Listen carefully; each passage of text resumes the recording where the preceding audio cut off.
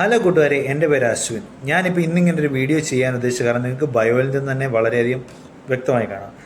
അതെ, Cheruvally Sabarimala airport, Sabarimala greenfield airport സാധ്യമാകുമോ, അതോ അതൊരു സ്വപ്നമായി മാറുമോ? അപ്പം ഞാൻ ഇങ്ങനെ ഒരു വീഡിയോ ചെയ്യാൻ ഉദ്ദേശിച്ചതിൻ്റെ കാരണം, നീ അടുത്തിടെ വന്നു കഴിഞ്ഞാൽ ഓൺലൈൻ ന്യൂസുകളിലും അതുപോലെ തന്നെ പത്രമാധ്യമങ്ങളിലും നമ്മൾ വളരെ പ്രമുഖരായിട്ടുള്ള ആൾക്കാരുടെ സംഭാഷണത്തിൽ നിന്നും എനിക്കൊരു കാര്യം മനസ്സിലായതിൻ്റെ പേരിലാണ് ഞാനിപ്പോൾ ഇങ്ങനൊരു വീഡിയോ ചെയ്യാൻ ഉദ്ദേശിക്കുന്നത്. ഇതാരെയും ഞാൻ തുടക്കം തന്നെ പറയുന്ന ആരെയും ബ്ലെയിം ചെയ്യാനോ ഒരു പാർട്ടിക്ക് എതിരായിട്ടോ അല്ലെ ഒന്നും തന്നെയല്ല. ഒരു പൊതുജനങ്ങളുടെ ഒരു താല്പര്യം പോലെ എൻ്റെ ഒരു അഭിപ്രായം ഞാൻ പങ്കുവെക്കുന്നു എന്നുമുള്ള മാത്രമേ ഉള്ളൂ. അതായത് ശരിക്കും ചെറുവള്ളി എയർപോർട്ട്, അതിനെപ്പറ്റി പറയുന്നുണ്ട്. എയർപോർട്ടിന് വേണ്ടിയിട്ട് 3 സ്ഥലങ്ങളാണ് തുടക്ക സമയത്ത് പരിഗണിച്ചിരുന്നത്. അതായത് ആറന്മുള, ലാഹ, പിന്നൊന്ന് ചെറുവള്ളി. ഈ 3 സ്ഥലങ്ങളെയും വിദേശ സംഘങ്ങൾ പ്രത്യേക പഠനങ്ങൾ നടത്തി വിലയിരുത്തി ഏറ്റവും അനുയോജ്യമായ സ്ഥലമെന്ന് തന്നെ പറഞ്ഞത് ചെറുവള്ളി എന്ന് പറയുന്ന സ്ഥലത്താണ്. ചെറുവള്ളി എന്ന് പറയുന്നത് കോട്ടയം ജില്ലയിലെ മണിമലയോടടുത്ത് സ്ഥിതി ചെയ്യുന്നൊരു സ്ഥലമാണ് ചെറുവള്ളി. ഏകദേശം ഒരു എയർപോർട്ടിന് ആവശ്യമായ 2500 ഏക്കറിൽ ആ സ്ഥലം നമുക്ക് അവിടെ അവൈലബിളായിട്ട് നിലവിലുണ്ട്. അപ്പോൾ അന്ന് നടത്തിയ പഠനങ്ങളുടെ അടിസ്ഥാനത്തിൽ വളരെ ചിലവ് കുറഞ്ഞ രീതിയിൽ തന്നെ എയർപോർട്ട് അവിടെ സാധ്യമാക്കാനും അതിനനുയോജ്യമായ സ്ഥലമായിട്ട് ആണ് ചെറുവള്ളി എന്ന് പറഞ്ഞിരുന്നത്.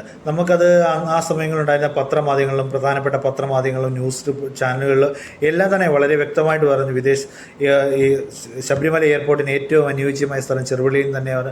ഒരുപാട് ന്യൂസുകൾ നമ്മൾ കണ്ടതാണ്. അപ്പം ഞാൻ ഇതിനെപ്പറ്റി വിശദമായി പരിശോധിക്കാനോ അന്വേഷിക്കാനോ ശ്രമിച്ചതിൻ്റെ ഫലമായിട്ട് ഞാൻ ആ സമയങ്ങളിൽ ഈ ഒരു ചെറുവള്ളി എയർപോർട്ടിന് അനുയോജ്യമായി അന്ന് നടത്തിയ പരിശോധനകളുടെ റിപ്പോർട്ട് ഞാൻ പരിശോധിക്കുകയുണ്ടായി. അത് നിങ്ങൾക്കും സാധ്യമാണ്. കാരണം ഏകദേശം ഒരു 80% ആൾക്കാരും ഇപ്പോൾ നിലവിൽ സ്മാർട്ട് ഫോണുകൾ ഉപയോഗിക്കുന്നവരാണ്. അപ്പോൾ നിങ്ങൾക്ക് ഗവൺമെൻറ് സൈറ്റ്, അതായത് നമുക്ക് ഗൂഗിൾ ചെയ്ത് നോക്കിയാൽ നമുക്ക് ലഭിക്കുന്നതാണ്. അതായത് ശബരിമല ഗ്രീൻഫീൽഡ് എയർപോർട്ട് SIA അല്ലെങ്കിൽ ഫൈനൽ റിപ്പോർട്ട് എന്നൊക്കെ പറഞ്ഞ് നിങ്ങൾ ജസ്റ്റ് ഒന്ന് ഗൂഗിളിൽ സെർച്ച് ചെയ്ത് കഴിഞ്ഞാൽ നിങ്ങൾക്ക് ഉറപ്പായിട്ട് കിട്ടും. ഏകദേശം ഒരു 444 പേജസ് ഉള്ള ഒരു പ്രോജക്റ്റ് റിപ്പോർട്ടാണത്. അത് ആ സമയത്തുണ്ടായിരുന്ന ചീഫ് മിനിസ്റ്ററിനും അതുപോലെ തന്നെ ഫിനാൻഷ്യൽ സെക്രട്ടറിക്കും അതുപോലെ PWD സെക്രട്ടറിക്കും എല്ലാവർക്കും ഹാൻഡ് ഓവർ ചെയ്തിട്ടുള്ളതുമാണ്.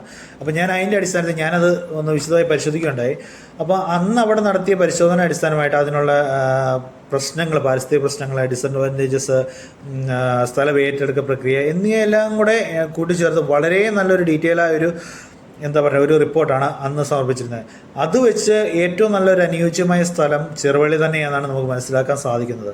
മറ്റുള്ള സ്ഥലങ്ങളെക്കാളും ഇപ്പോൾ ആറന്മുളയാണെങ്കിൽ പോലും പല പാരിസ്ഥിതിക പ്രശ്നങ്ങളും കൊണ്ടാണ് അത് ക്യാൻസലായിപ്പോയി. ഇവിടെ യാതൊരുവിധ പാരിസ്ഥിതിക പ്രശ്നങ്ങളോ അമിത ചെലവുകളോ ഒന്നും ഉണ്ടാകുന്നില്ല. കാരണം ഇത്രയും അവൈലബിലിറ്റി ആയിട്ടുള്ള സ്ഥലം, രീതിയുള്ളൊരു റൺവേയാണ് അന്ന് പ്ലാനിലുണ്ടായിരുന്നത്. അതെല്ലാം ആ റിപ്പോർട്ടിൽ തന്നെ വളരെ വ്യക്തമായിട്ട് തന്നെ പ്രതിപാദിച്ചിട്ടുണ്ട്. അത് എത്ര ഏരിയയിലാണ് വരുന്നത്, അതിൻ്റെ ഒരു മാപ്പിങ്, ഫോട്ടോസ്, അന്ന് ആ സ്ഥലത്തുണ്ടായിരുന്ന തൊഴിലാളികളുമായിട്ട് നടത്തിയ ചർച്ചകൾ എല്ലാം തന്നെ ആ ഒരു റിപ്പോർട്ടിൽ അതിനകത്ത് അവർ സമർപ്പിച്ചിട്ടുണ്ട്.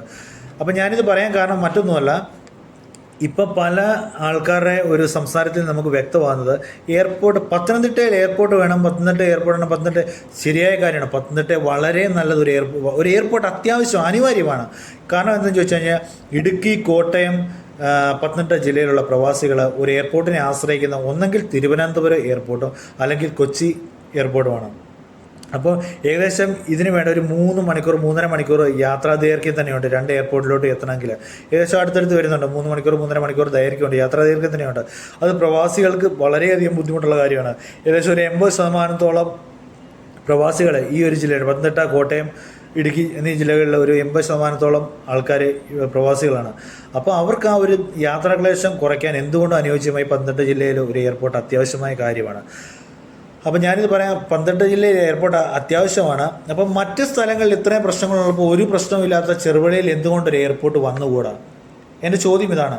കാരണം ഒരു ജില്ലയിൽ, പത്തനംതിട്ട കോട്ടയം ബോർഡറായ ചെറുവള്ളിയിൽ ഒരു വികസനവുമില്ലാത്ത ആ ഏരിയയിലാണ് ശരിയായ രീതിയിൽ ഒരു എയർപോർട്ട് വരേണ്ടത്. കാരണം ഒരു എയർപോർട്ട് അവിടെ വരുന്നത് കൊണ്ട് തന്നെ വ്യവസായപരമായും ബിസിനസ് പരമായിട്ടാണെങ്കിലും അല്ലെങ്കിൽ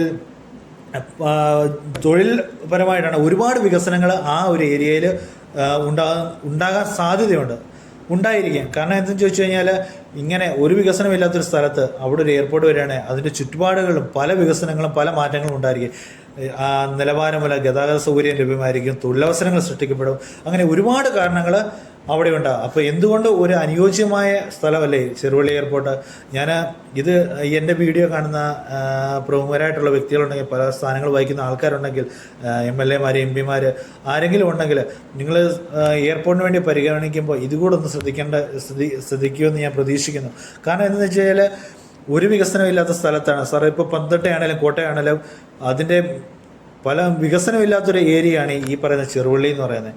അപ്പോൾ അവിടെ ഇതുപോലുള്ളൊരു ഒരു നല്ലൊരു സംരംഭം, അല്ലെങ്കിൽ ഒരു എയർപോർട്ട് പോലുള്ള കാര്യങ്ങൾ അവിടെ വരികയാണെങ്കിൽ അതിൻ്റെ ചുറ്റുപാട് നല്ലൊരു വികസനം. ഇങ്ങനൊരു വീഡിയോ ചെയ്യാൻ കാരണം ഇത് പലതരത്തിലുള്ള മാറ്റങ്ങൾ സംഭവിക്കാൻ കാരണമുള്ളത് കൊണ്ട് അഡ്വാൻസ് ആയിട്ട് ചെയ്യുന്നതാണ്. കാരണം എല്ലാ ജനങ്ങളിലേക്ക് ഇത് ശ്രദ്ധിക്കാത്തതും ശ്രദ്ധയിൽപ്പെടാത്തതുമായിട്ട് ഒരുപാട് ആൾക്കാരുണ്ട്. അവരുടെ ശ്രദ്ധയിലേക്ക് എത്തിക്കാൻ വേണ്ടിയാണ് ഞാനിങ്ങനൊരു വീഡിയോ ചെയ്യുന്നത്. അപ്പം തുടർന്നുള്ള സമയങ്ങളിൽ ഞാൻ ഇതുപോലുള്ള വീഡിയോകൾ ചെയ്യുന്നതായിരിക്കും. അപ്പോൾ എന്തെങ്കിലും തരത്തിലുള്ള തെറ്റുകളുണ്ടല്ലോ, അല്ലെങ്കിൽ ഇനി ഇതിനെപ്പറ്റി അറിയാൻ താല്പര്യമുണ്ട്, എൻ്റെ ചാനൽ സബ്സ്ക്രൈബ് ചെയ്യുക, ഷെയർ ചെയ്യുക, ലൈക്ക് ചെയ്യുക. അപ്പോൾ ഞാൻ ഇതുമായിട്ട് ബന്ധപ്പെട്ട കുറച്ച് വീഡിയോസുകൾ ഞാൻ വരും കാലങ്ങളിൽ ചെയ്യുന്നതായിരിക്കും. അപ്പം മറക്കാതെ എൻ്റെ ചാനൽ സബ്സ്ക്രൈബ് ചെയ്ത് വെക്കുക. ആ ബെല്ലൈക്കൺ കൊണ്ട് എനേബിൾ ചെയ്ത് വെച്ചാൽ അപ്ഡേഷനായിട്ട് കിട്ടുന്ന വീഡിയോസ്, അതുപോലെ തന്നെ ജോലി സംബന്ധമായ വീഡിയോസ് കാര്യങ്ങളെല്ലാം ഞാൻ എൻ്റെ ചാനലിൽ പോസ്റ്റ് ചെയ്യുന്നതായിരിക്കും. അപ്പോൾ എല്ലാവർക്കും നല്ലൊരു ദിവസം ഞാൻ ആശംസിക്കുന്നു. നന്ദി, നമസ്കാരം.